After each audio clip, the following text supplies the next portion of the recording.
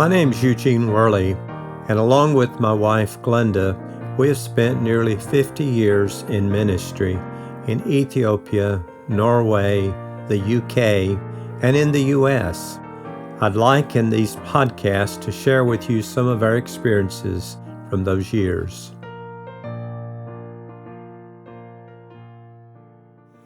One of the most memorable prayer requests that I can remember anyone giving was by a retired pastor and a Bible college professor. When asked for a prayer request at our Wednesday prayer meeting, he would always say, "Remember the children of the world." My knowledge of children was limited to those children in our neighborhood who didn't go to Sunday school or church. I only had vaguely heard about the street children of Latin America, Southeast Asia, and many of the large cities of the world. Yet there is an estimated 100 million children who are homeless and live on the streets. Famine, war, and disease have been major contributing factors to homelessness. Ethiopia has had all of these and also has many homeless children living on the streets. The prayer requests made in those Wednesday night prayer meetings were indirectly answered in Ethiopia by a Dutch lady. Karen Vandenbosch came to Ethiopia in 2000 with a Baptist mission organization. Like the fictional Dutch boy who put his finger in the dike to save Holland, Karen wanted to put her finger in the dike to save the children of Ethiopia. She came to Christ at an early age with a desire to be a missionary.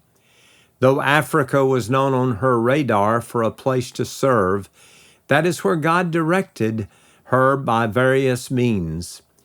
She trained as a nurse, worked in England, and ended up in Ethiopia. It was quite a journey for this Dutch lady. She has often said this was the direct opposite of what she had planned to do. But she soon realized God was in control and His way was best.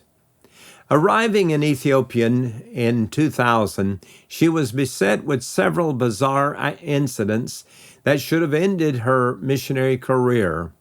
She fell with a head injury, which left her incapacitated for several months. Even though she was told she should go home, she insisted on staying.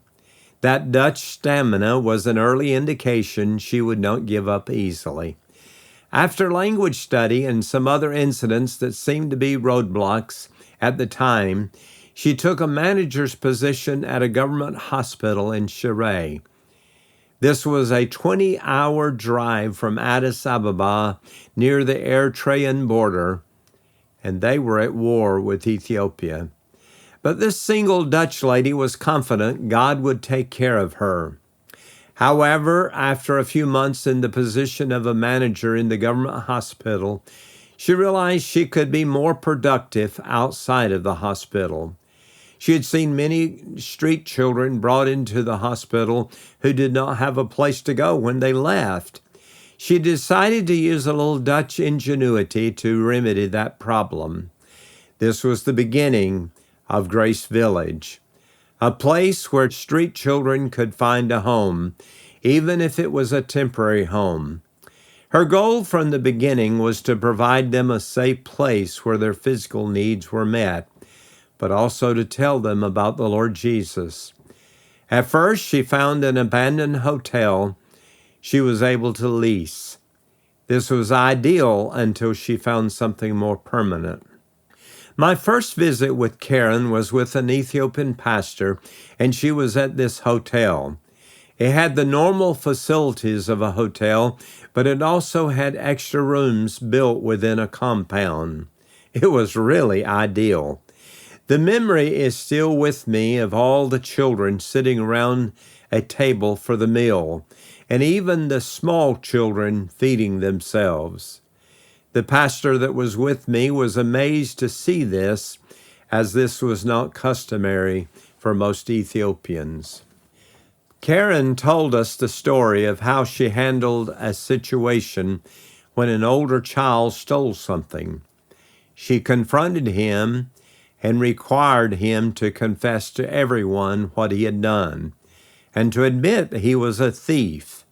This sounds harsh, but he asked forgiveness, and each child had to forgive him, and she would not permit them to bring up the matter again.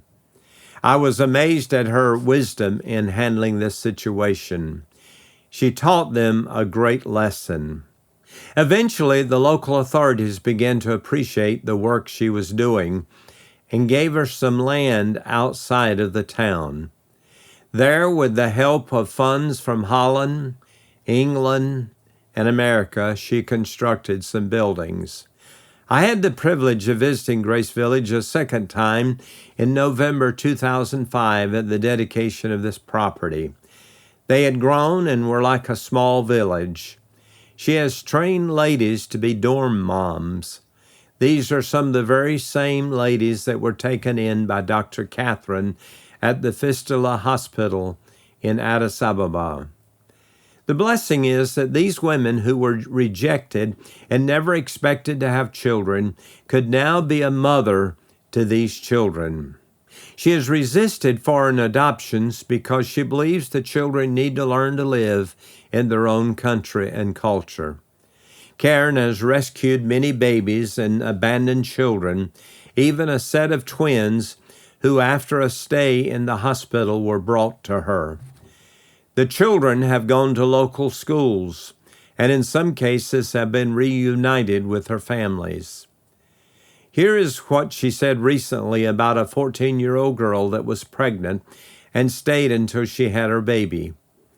How special it was to see our 14-year-old go back home with her baby. She will continue her school while the grandmother will look after the baby. The family, community, and school have shown their support, and we'll continue to work with them. We've given the grandmother a small business skills training, and she'll set up a little shop soon.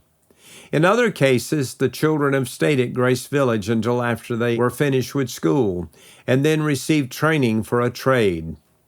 One young man, after finishing school, wanted to go to Bible college. After completing his studies, he returned and is now a manager at the village. He is also married, and he and his wife are expecting their first child. Over the years, Karen has tried planning different things to make Grace Village self-sustainable. In fact, she's tried everything, even rice, though it didn't work. The latest venture was beekeeping. Karen is currently assisting with food distribution for needy families. She is an amazing lady, but she gives God all the glory. You can find her on Facebook, Karen Van Den Bosch, B-O-S-C-H. As D.L. Moody once said, the world is yet to see what God will do with a man or woman fully consecrated to Him. I trust that this story has been a blessing to you, and it will encourage you to pray more for the work in Ethiopia, and also to remember Karen as she labors there in that northern province, serving the Lord. Thank you for listening, and may God bless you, and may you continue to tune into our podcast.